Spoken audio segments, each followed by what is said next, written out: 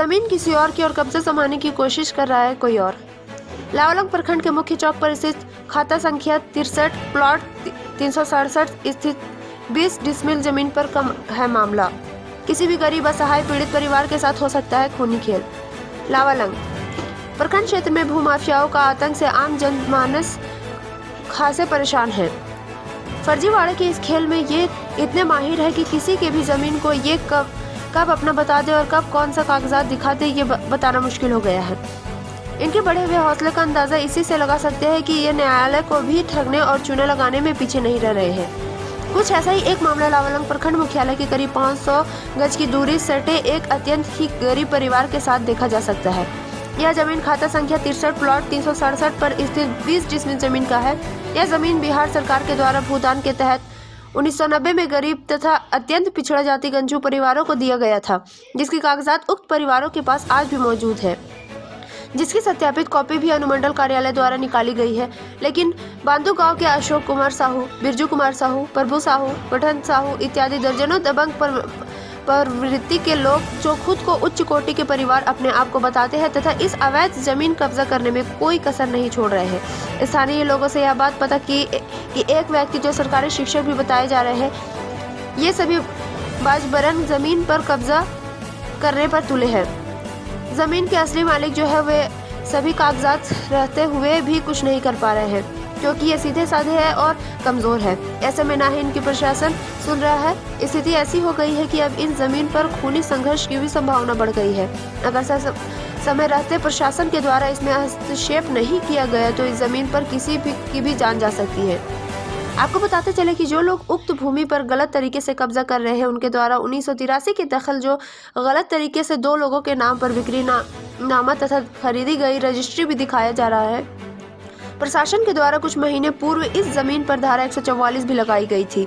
स्थानीय ग्रामीणों ने बताया कि इस जमीन पर एक गंझुनी जिसका नाम सोरी तथा उसकी बेटी पारो गंझुनी रहते हुए आ रहे हैं तथा 80 सालों से लगभग इन्हीं लोगों को देखा गया है।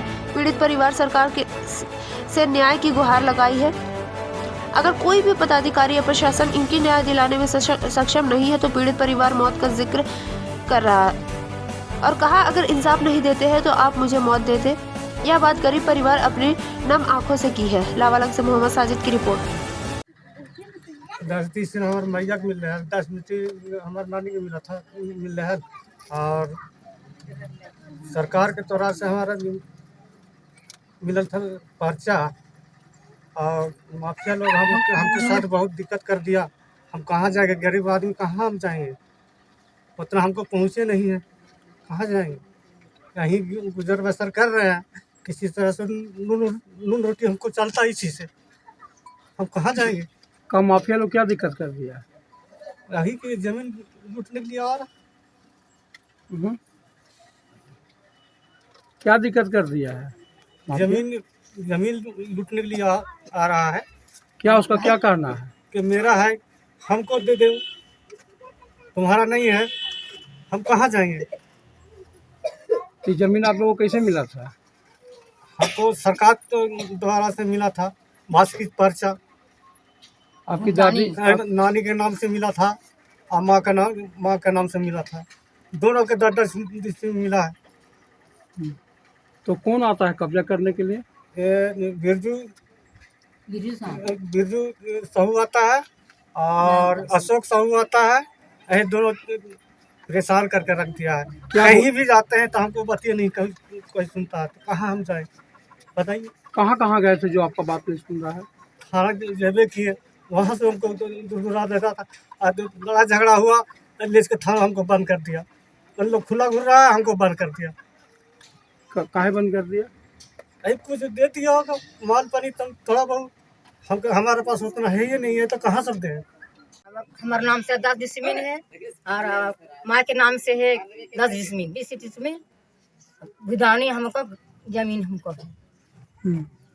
तो क्या दिक्कत हो गया? दिक्कत से मारपीट कर दिया है। अपना 3 गो बेके थे, ये एक पिलुआ हमारे है, पिलुआ हमारे क्या करते कोई नहीं, हमारे सास ने देना नहीं ना सब बोले झूठ से आवा से काटबो कल थी यार, काट के मारपीट कर गया, फिर घुसाइयो दिल थी।